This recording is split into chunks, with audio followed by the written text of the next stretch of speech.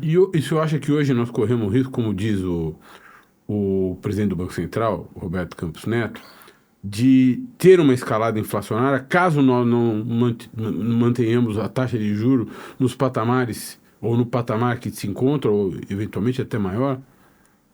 Não, mas veja que durante todo o período Lula, é claro que você tinha o benefício do ciclo de commodities, que isso é muitas vezes esquecido, né? O ciclo de commodities foi muito importante para abrir espaço para o governo Lula, Sim.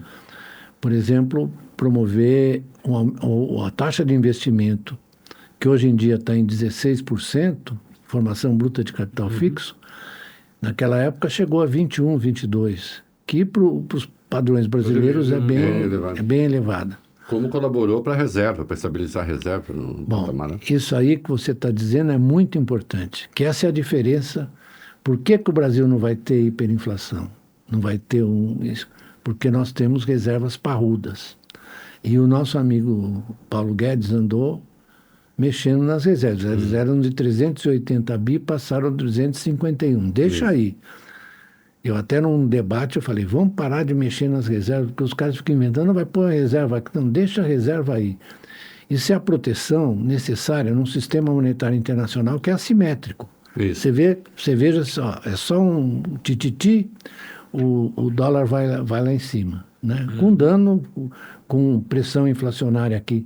Mas não creio, de jeito nenhum, que você vá ter uma explosão inflacionária como essa que o nosso amigo está dizendo, né? E eu acho que essa taxa de juros é bastante discutível, digamos assim. Aliás, a gente precisava fazer uma avaliação mais acurada dessa regime de metas de inflação.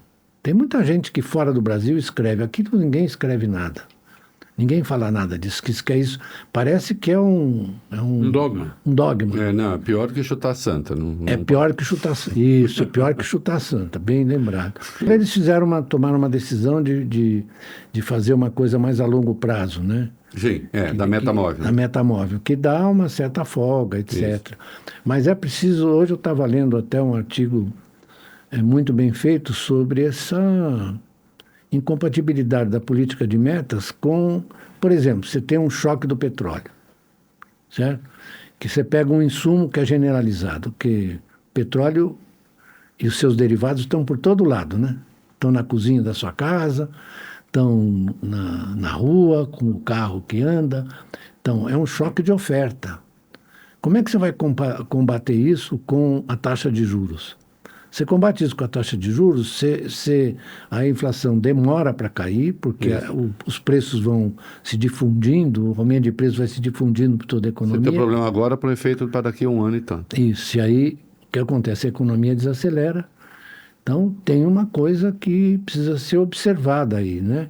Antigamente, vocês devem se lembrar, no tempo do Delfim mesmo, nós tínhamos os estoques reguladores, né? A ideia de estoques reguladores vem lá de trás, vem quando o Keynes escreveu sobre o commodity control. O que ele dizia, o Keynes? Que entre o plantio e a colheita há um intervalo em que os preços podem flutuar, podem favorecer ou desfavorecer os agricultores. Então você tem que ter uma estabilização dos preços com os estoques reguladores para impedir esses episódios de oscilação excessiva dos preços, né?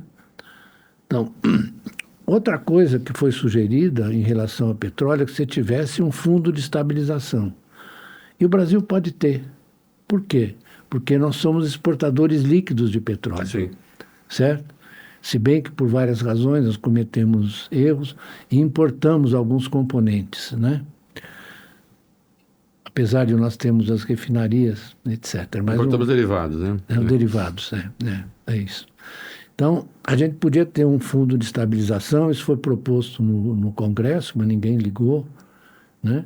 Para que a gente pudesse ter uma estabilidade dos preços dos combustíveis, de modo a não afetar a economia e não ter que usar a taxa de juros, né? Porque você usa a taxa de juros até para unha encravada aqui.